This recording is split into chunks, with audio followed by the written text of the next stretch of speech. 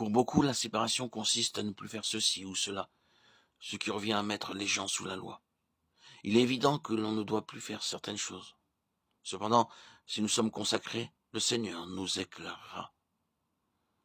Si nous sommes ouverts au Saint-Esprit, il nous dispensera l'enseignement dont nous avons besoin. La parole est très claire sur les questions d'habillement ou de coiffure. Les vêtements blancs que portaient les Lévites indiquent la séparation. Nous ne devons pas suivre le monde et la mode, mais prendre notre Bible et considérer ce que Dieu nous dit. Évidemment, cela pourra aller à l'encontre de ce que nous pensons. C'est un aspect qui touche particulièrement la femme. Pourquoi? Parce que la femme a été le canal pour le péché. L'homme qui était présent à manger avec elle, il l'aimait tellement que l'ennemi l'a aveuglé. Aujourd'hui, il en est de même.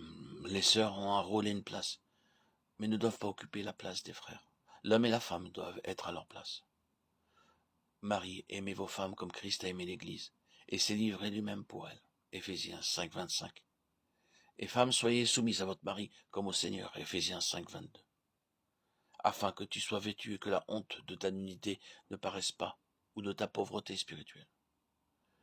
Et un collier pour oindre tes yeux, afin que tu vois. Le collier dilate la pupille. On ne peut voir que dans la mesure où on a pris la décision dans son cœur de suivre le Seigneur. On est mis à part, comme les Lévites. Notre éducation commence lors de notre consécration, et non pas à la nouvelle naissance. S'il n'y a pas de consécration, notre nouvelle naissance peut dater. Cependant, nous resterons des bébés. Nous connaîtrons notre Bible plus que le nouveau converti.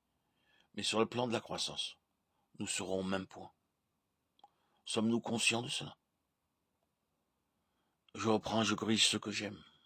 Aie donc du zèle et répands-toi. Voilà l'état de l'Église et du peuple de Dieu aujourd'hui.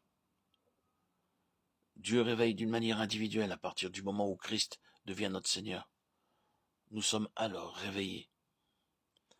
Si nous acceptons le message de Dieu, nous serons réveillés. Notre sommeil spirituel cessera parce que Dieu aura touché notre esprit, où se tient la vie. Pour devenir des gens de foi, il faut marcher et vivre dans l'esprit. On ne peut pas séparer la foi et la marche dans l'esprit. Lorsque nous décidons par nous-mêmes, nous n'avons pas besoin de foi ni du Saint-Esprit. Je décide, je prie, j'agis. C'est ainsi que se font les choses aujourd'hui. Et voilà comment les chrétiens font l'œuvre de Dieu. On ne sait pas ce qu'est la foi. La foi vient de Dieu littéralement. C'est la foi de Dieu. Pour vivre par la foi de Dieu, il faut vivre par la vie de Dieu, parce que la foi est dans cette vie et non pas dans la nôtre. La foi est inséparable de la marche par l'esprit et non par la marche de notre propre volonté.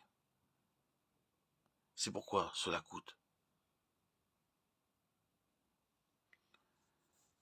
Nous serons donc éprouvés et testés. Laissons le Seigneur nous éclairer. Laissons l'Esprit nous conduire.